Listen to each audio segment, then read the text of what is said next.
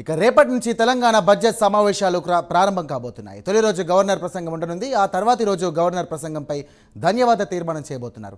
ఈ నెల 18 లేదా 19న సభ ముందుకు బడ్జెట్ రాబోతోంది. బడ్జెట్ను డిప్యూటీ సీఎం భట్టి విక్రమార్క ప్రవేశపెట్టనున్నారు. ఈ నెల 15న బీసీ రిజర్వేషన్ బిల్లును సర్కారు సభలో ప్రవేశపెట్టనున్నట్లు తెలుస్తోంది. ఇక 17న ఎస్సీ వర్గీకరణ బిల్లును ప్రవేశపెట్టనున్నట్లు సమాచారం. రైతు భరోసా, ఆత్మీయ భరోసా, రుణమాఫీ, కులగణన సర్వేపై చర్చించే ఛాన్స్ ఉంది.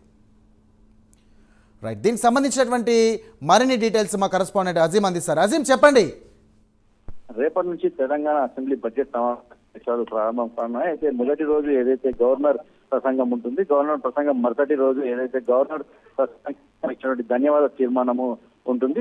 ఈ ధన్యవాద తీర్మానంలో అన్ని పార్టీలకు సంబంధించిన వారు గవర్నర్ ప్రసంగంలో ఉన్నటువంటి అంశాలపై చర్చిస్తారు. సో ఈ సమయంలో కూడా వేడిగా చర్చ జరిగేటువంటి అవకాశం ఖచ్చితంగా ఉంటుంది. ఎందుకంటే గవర్నర్ ప్రసంగం ఏదైతే ప్రభుత్వం ఇచ్చినట్టుగా ఉంటుంది కాబట్టి ప్రతిపక్షాలు దాన్ని విమర్శించే స్థాయిలోనే ఏదైతే సభలో మాట్లాడేటువంటి అవకాశం కూడా కనిపిస్తుంది. సో ఈ గవర్నర్ ప్రసంగం ధన్యవాద తీర్మానం ముగిసిన తర్వాత బీఏసీ సమావేశం ఉండే అవకాశం ఉంది. బిజినెస్ అకౌంటింగ్ కమిటీ అని చెప్తారు. ఏదైతే సమావేశం ఎన్ని రోజులు జరగాలనే దానిపై ఏదైతే చర్చ జరిగేటువంటి ఆస్కారం కూడా ఉంది. అదే రోజు ఏదైతే తీర్మానం ముగిసిన తర్వాత ఉంటుంది. దీంట్లో కాంగ్రెస్ పార్టీకి సంబంధించినటువంటి ఎల్పీ నేత, అలాగే ఇతర పార్టీలకు సంబంధించినటువంటి సభ్యులు, ఇద్దరు సభ్యులు కూడా ఉంటారు. స్పీకర్ ముందు వీరంతా కూర్చొని కూడా సభ ఎన్ని రోజులు నిర్వహించాలనే దానిపై కూడా చర్చిస్తారు. సో సుమారు 12 నుంచి 15 రోజుల పాటు ఏదైతే తెలంగాణ శాసనసభ సమావేశాలు నిర్వహించాలని చెప్పి ప్రభుత్వం భావిస్తుంది. సో ఇదే నేపథ్యంలో దీంట్లో ఈ గవర్నర్ ధన్యవాద తీర్మానం అనంతరం ఏదైతే 42% బీసీ రిజర్వేషన్ సంబంధించినటువంటి చట్టం చేయాలనే ఒక అంశంపై అయితే సభలో బిల్లును కూడా ప్రభుత్వం ప్రవేశపెట్టాలనే యోచనలో ఉంది. దీంతో పాటు ఎస్సీ ఏదైతే వర్గీకరణకు సంబంధించిన అంశం ఏదైతే ఉందో ఈ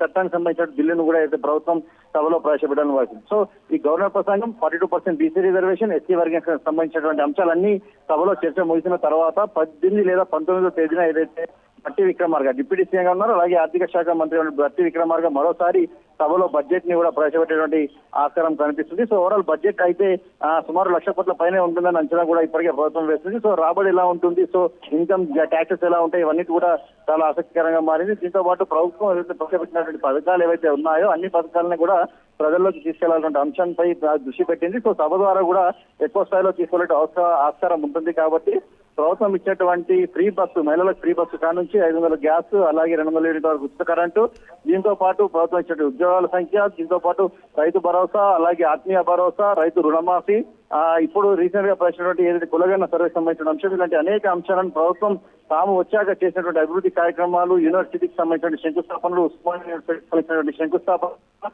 ఇలాంటి అనేక అభివృద్ధి కార్యక్రమాలను ప్రభుత్వం ప్రజల దృష్టికి సభ ద్వారా తీసుకెళ్లాలనే యోచన కూడా ఉంది. సో ప్రతిపక్షం కూడా అంతే ఘాటుగా స్పందించడానికి నిర్ణయించింది. ఇందులో భాగంగానే ఏదైతే కేసీఆర్ అధ్యక్షతన బీఆర్ఎస్ సమావేశం కూడా నిర్వహించింది. ప్రతిరోజు సమావేశానికి రావాలని చెప్పి కేసీఆర్ అక్కడ ఉన్న ఎమ్మెల్సీ సభ్యులకు కూడా చెప్తున్నటువంటి పరిస్థితితో బీజేపీ కూడా ఇందుకు తగ్గట్టు వ్యూహాలు రచిస్తుందని కూడా మనము ఖచ్చితంగా చెప్పుకోవచ్చు. సో ఓవరాల్ గా సభ అయితే బడ్జెట్ సమావేశాలు ఈసారి